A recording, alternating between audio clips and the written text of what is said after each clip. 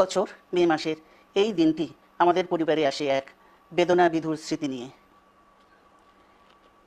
এই দিনে শুধু আমাদের পরিবার নয়, বরং সমগ্র দেশই হয়ে উঠে পড়েছিল বেদনার্ত ও অভিভাবকহীন।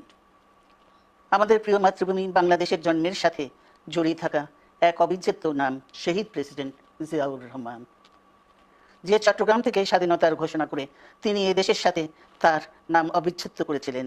সেই চট্টগ্রামেই এক সফল, সৎ, দূরদর্শী ও প্রকৃত দেশপ্রেমিক প্রেসিডেন্ট হিসেবে নিজের জীবন উৎসর্গ করেছেন।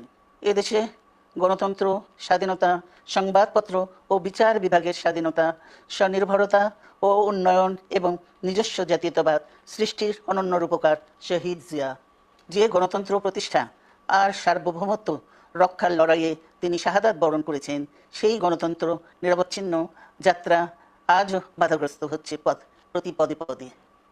খুব শীঘ্রই আমরা বাংলাদেশকে গণতন্ত্রে পুনঃপ্রতিষ্ঠিত দেখতে পাব। এই হোক শহীদ জিয়ার শাহাদাত বার্ষিকীতে আমাদের অঙ্গীকার।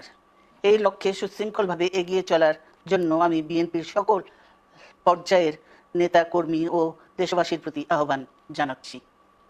মনে রাখবেন, সবার জন্য গণতন্ত্র ও উন্নয়নের মাধ্যমে সকল সমস্যা সমাধানের যে রাজনীতি শহীদ জিয়া রেখে গেছেন, তা বাস্তবায়নের মাধ্যমে তার প্রতি শ্রদ্ধা জানাতে হবে। আমরা তার বিদায়ী আত্মার মাগফিরাত কামনা করছি। আল্লাহ হাফেজ। বাংলাদেশ জিন্দাবাদ।